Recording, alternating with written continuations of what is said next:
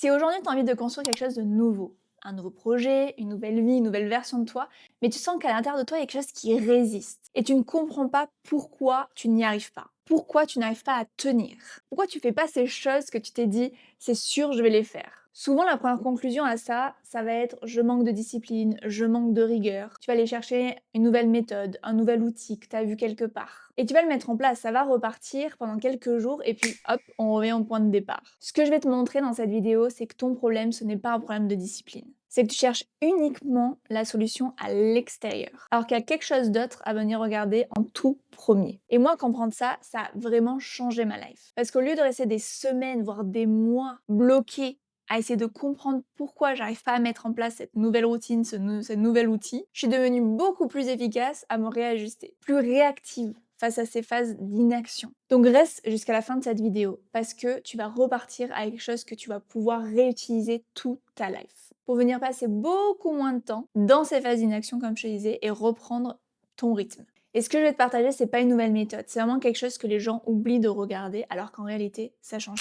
Alors, c'est quoi ce truc que personne regarde en premier? Comme je te disais, on a tous ce réflexe d'aller chercher quelque chose à l'extérieur, c'est-à-dire quand je dis à l'extérieur, c'est des nouvelles méthodes, des nouvelles routines, des nouvelles habitudes, à se dire ok, qu'est-ce que je peux changer dans mon quotidien qui va m'aider à sortir de cette situation-là. Parce que l'extérieur, en réalité, c'est concret. Ça donne cette impression, en tout cas, d'agir, d'avancer. Mais ce qui se passe vraiment, c'est que si à l'intérieur, tu ne te sens pas en sécurité, si ta base, elle n'est pas stable, ces actions, ces changements extérieurs que tu as mis en place vont durer que quelques jours. Pas parce que ta méthode, elle est mauvaise, mais juste le sol, les bases, les fondations sous tes pieds ne sont pas solides. Les actions extérieures, les routines, les changements, etc., c'est utile, c'est nécessaire. Mais elles deviennent beaucoup plus puissantes, beaucoup plus impactantes uniquement si elles sont mises en place lorsque toi, tu te sens stable. Et c'est l'alliance des deux qui va venir créer vraiment un vrai changement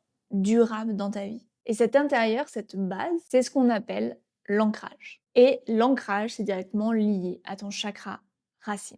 Concrètement, c'est quoi les chakras? Donc je mets une petite lunette de professeur, je vous explique rapidement ce que c'est, et notamment le chakra racine. Donc les chakras, c'est un système énergétique qui provient de l'Inde et qui a plus de 4000 ans. Donc c'est assez ancien, on va dire. Et le mot chakra signifie roue. Donc, faut que tu vois les chakras comme des moteurs énergétiques que tu as un peu partout dans le corps et qui tournent en fait en rotation pour créer cette énergie. Il en existe donc 7 qui sont tout au long de ta colonne vertébrale. Et le premier, notamment, c'est le chakra racine, qui signifie, en gros, dans leur langue, je ne veux pas dire de bêtises, je ne veux pas écorcher le mot, je vais juste le lire pour être sûr, ça s'appelle le Muladhara, en sanskrit, donc qui est la langue utilisée, et ça signifie base ou support. Donc il est situé à la base de ta colonne vertébrale, et sa couleur, elle est rouge. Chaque chakra a une couleur associée. Le chakra racine, c'est le rouge. Et son élément, c'est la terre. Mais c'est pas un hasard. Tout dans ce chakra parle en fait de fondation, de ce qui te relie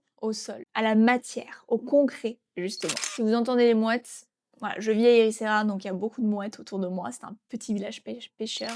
Donc le chakra racine, il est lié à tout ce qui va être sécurité, tout ce qui touche à la survie. C'est la première chose, c'est le premier chakra que ton système nerveux va vouloir venir équilibrer quand il est déséquilibré. La première chose que ton système va vouloir venir stabiliser avant de venir construire en fait quoi que ce soit autour de toi. Donc pense le chakra racine comme les fondations d'une maison. Tu peux avoir les plus beaux murs, la plus belle décoration. Si les fondations de cette maison, elles sont fragiles, la maison, elle ne tient pas.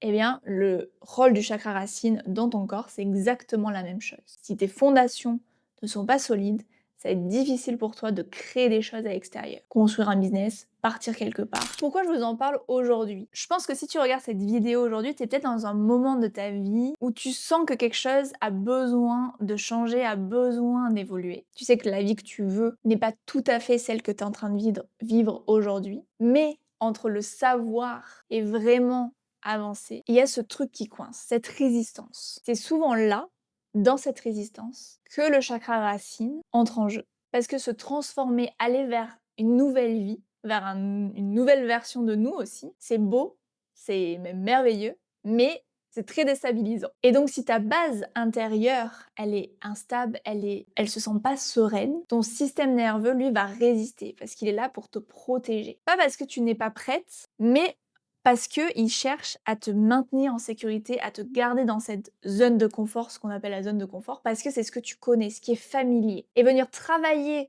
sur ton chakra racine, c'est justement venir travailler ce socle dont tu as besoin pour avancer. C'est pour ça qu'aujourd'hui dans cette vidéo, je vais vous parler du chakra racine. Mais je veux aussi que vous puissiez repartir avec des outils concrets, déjà comprendre quand est-ce qu'il est déséquilibré, parce que vous allez voir, il y a des signaux, mais aussi comment réajuster ça. Alors, comment on sait que ce chakra racine est déséquilibré?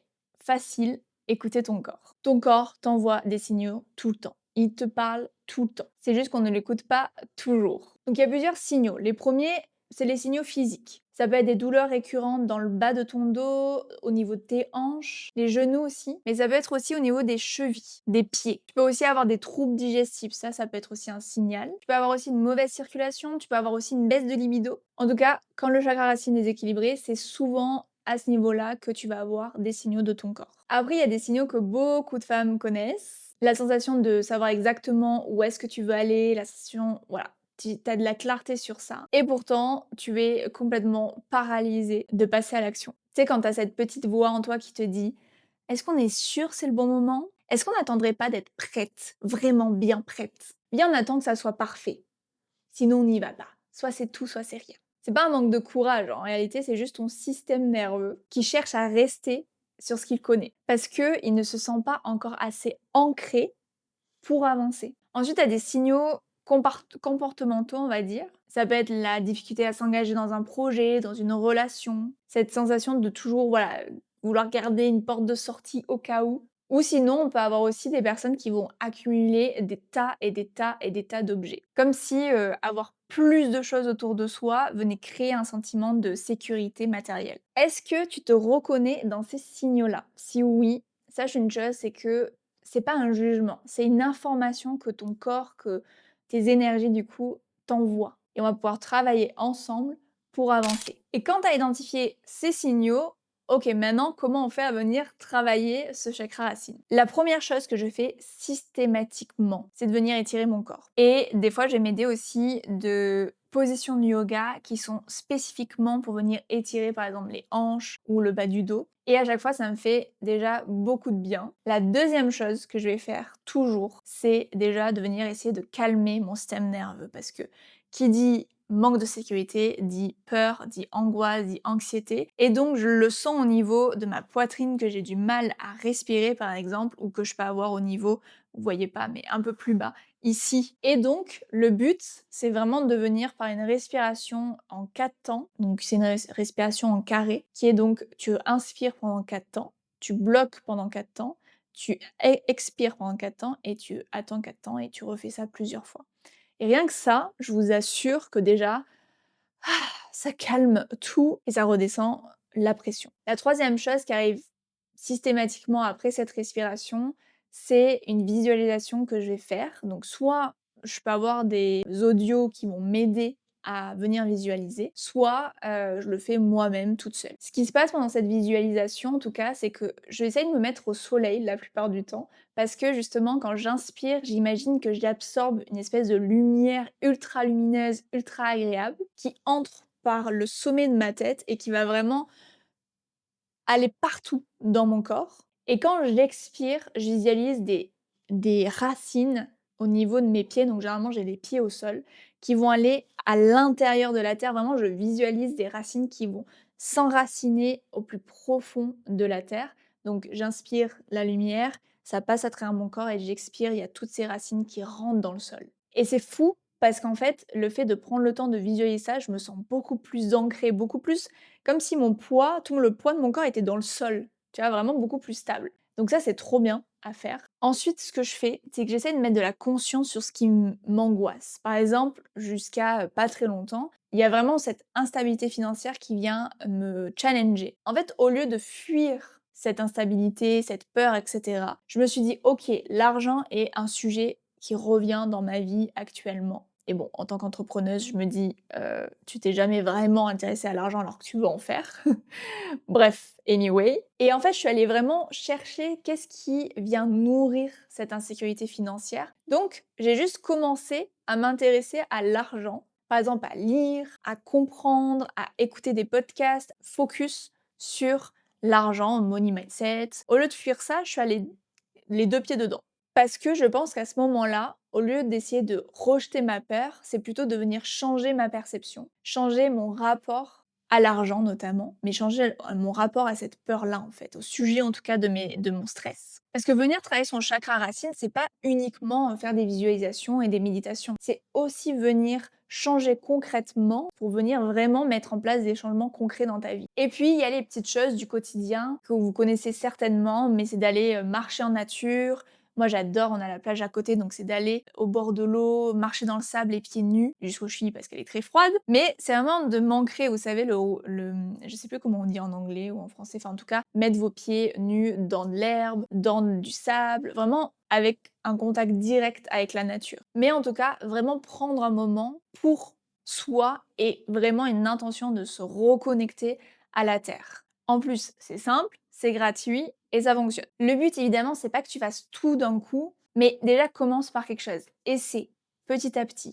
Maintenant que tu sais tout ça, à quoi ça va te servir dans ton quotidien? Je vais pas te mentir, ces phases-là, elles vont revenir. Ces moments où tu lâches, où la motivation, elle part en vacances je ne sais où, ça fait partie du chemin, ça fait partie du process, mais cette fois-ci, ça va être différent. Parce que au lieu d'avoir le réflexe de te dire: «OK, je manque de discipline», tu vas d'abord te poser ces questions-là. Est-ce que déjà je me sens stable à l'intérieur de moi? Est-ce que je me sens en sécurité? Est-ce que je me sens ancrée? Et une fois que tu as posé ces questions-là, après tu peux te poser aussi des questions. Est-ce qu'aujourd'hui, honnêtement, dans mon quotidien, j'ai des routines, des habitudes, des choses qui vraiment me permettent aussi d'avoir un cadre sécurisant pour avancer? En tout cas, c'est dans cet ordre-là que ça devrait fonctionner. D'abord, tu stabilises l'intérieur, puis ensuite, tu viens regarder et modifier, changer l'extérieur. Pas l'inverse, dans cet ordre-là. Et d'ailleurs, ce réflexe, tu peux l'avoir pour tout. Tu peux utiliser cette connaissance comme vraiment une boussole intérieure, une façon d'apprendre à te lire, de comprendre tout simplement